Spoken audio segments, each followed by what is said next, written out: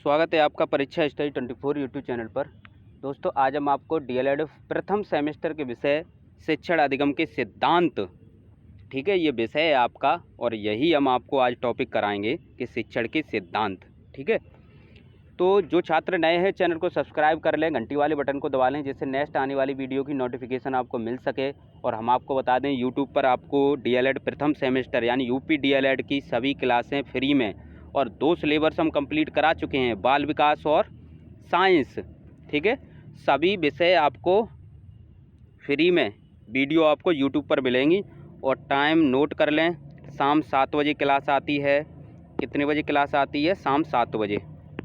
शाम 7 बजे आपकी क्लास आती है, प्रत्येक दिन आती है, संडे को नहीं आती। ठीक है, समझते हैं, समझ लेते हैं शिक्षण के सिद्धांत, या फिर इन्हें कहते हैं सिखाने के सिद्धांत। शिक्षण के सिद्धांत मतलब सिखाने के सिद्धांत, प्रिंसिपल्स ऑफ टीचिंग।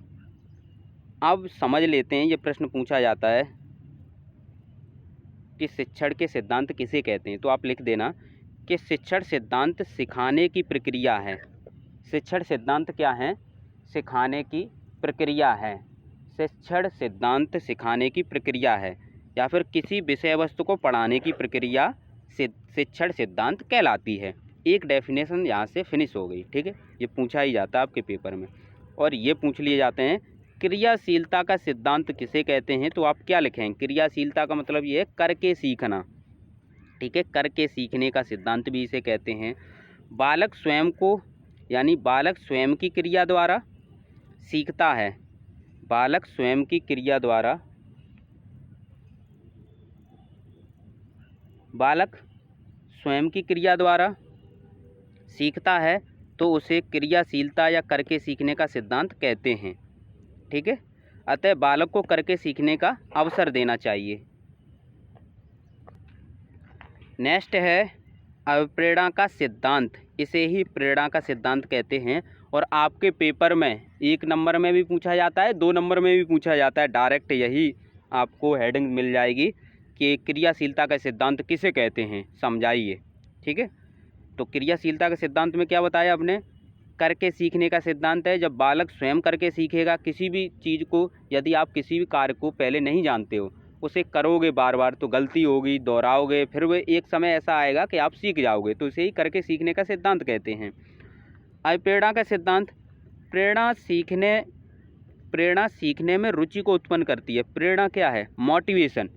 हम आपसे बोलते हैं पढ़ने के लिए, तो ये क्या है? मोटिवेशन। तो प्रेरणा सीखने में रुचि को उत्पन्न करती है। तो यदि बालक को पढ़ने में रुचि है, रुचि उत्पन्न हो जाए, तो वो पढ़ने लगेगा। तो प्रेरणा सीखने में रुचि को उत्पन्न करती है, अतः बालक को सीखने के लिए प्रेरित करना चाहिए। प्रेरणा के द्वारा बालकों में किसी भी विषय वस्तु के प्रति रुचि उत्पन्न की जा सकती है। यदि कोई भी विषय आपको रुचिकर लगता है तो आप उसे बार बार पढ़ोगे। ठीक है, तो रुचि उत्पन्न करना बहुत ज़रूरी होता है। रुचि का सिद्धांत, रुचि का संबंध ध्यान से होता है। यदि जो विषय आपको अच्छा लगता है या जिस विषय में आपकी रुचि है, तो उसे आप ध्यान से भी पढ़ोगे। तो रुचि का संबंध ध्यान से होता है। रुचि का संबंध किससे होता है? रुचि का संबंध ध्यान से होता है। तो बालक की जिस विषय वस्तु में रुचि होती है, उसे सरलता से सीख लेता है। यदि किसी बालक की रुचि गणित में है, तो वो गणित को सरलता से सीख लेगा। यदि उसकी रुचि नहीं है, तो कितना भी आप सही पढ़ाना, कितना भी उसे सरल पढ़ाना, वो नहीं पढ़ेगा, वो सीखेगा ही नहीं। अतः बालकों में कार्य या विषय वस्तु के प्रति रुचि उत्पन्न करनी चाहिए। नेक्स्ट है आपका निश्चित उद्देश्य का सिद्धांत। यदि कोई निश्चित उद्देश्य है तो आप ज़रूर पढ़ेंगे। जैसे आप डीएलएड कर रहे हैं, आपका एक उद्देश्य है कि आप टीचर बनेंगे, तो आप ज़रूर पढ़ेंगे।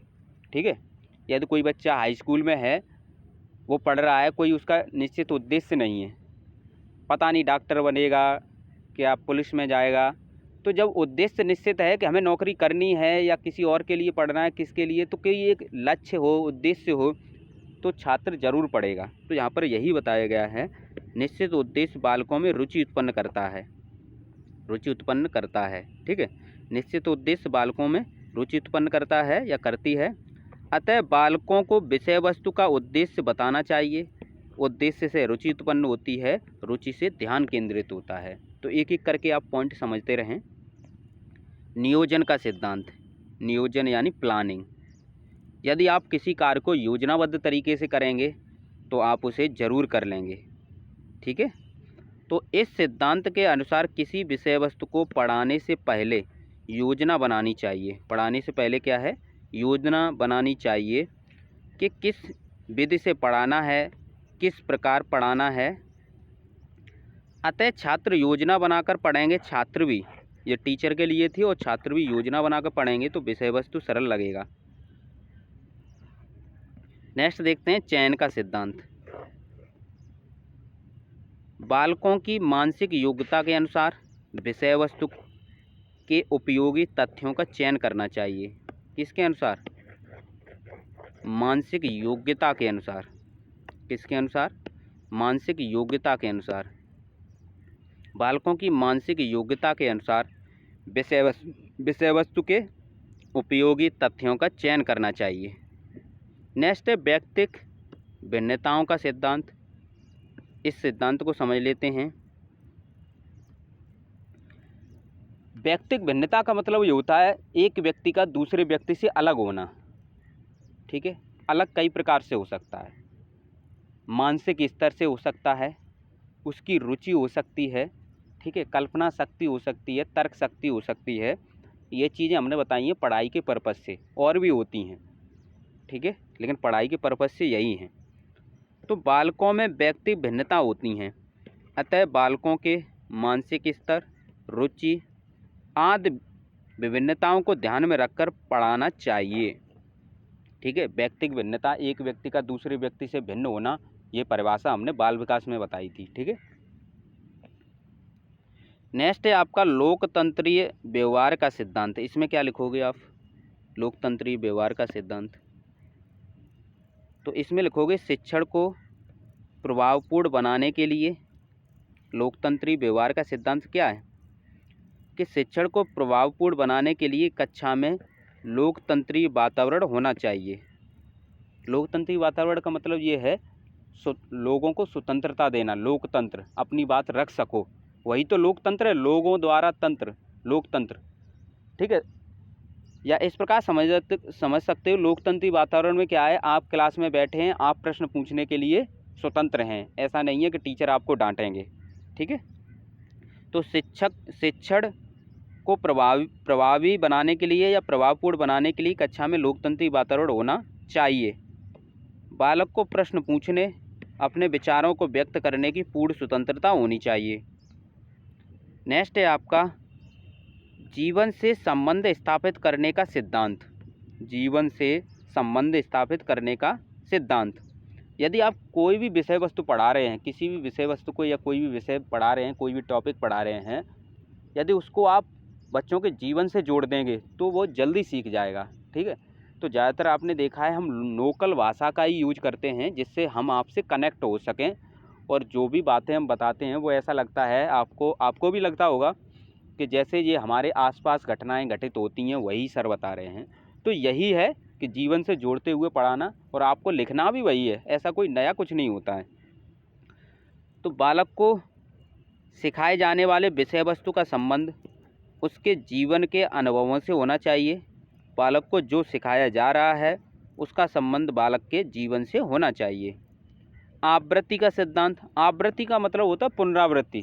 किसी भी टॉपिक को हम 2-3 बार दोहरा दें, ठीक है, तो वो टॉपिक हमें याद हो जाता है, तो वही है आवृत्ति का सिद्धांत। आवृत्ति का सिद्धांत बालकों को किसी कठिन विषय वस्तु को सिखाने के लिए उस विषय वस्तु को बार बार दोहराना चाहिए, बार बार दोहराना चाहिए। इस प्रकार कठिन पाठ भी सरल हो जाता है।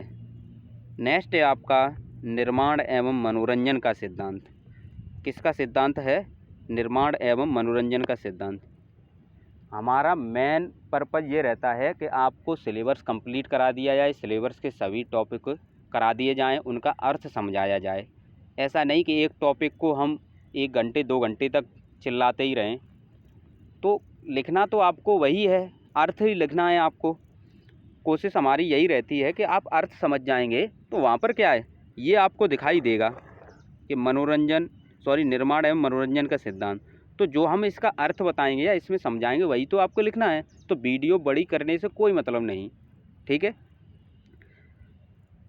देखते हैं निर्माण एवं मनोरंजन का सिद्धांत। बालक को मनोरंजन के साथ पढ़ाना चाहिए।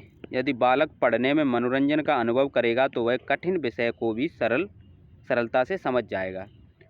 यदि आप खेल खेल में पढ़ाएंगे, मनोरंजन पढ़ाएंगे, पढ़ाई को एक मनोरंजन के रूप में पढ़ाएंगे या मनोरंजन उसमें उत्पन्न होने लगे तो छात्र सभी पढ़ेंगे, डरेंगे ही नहीं।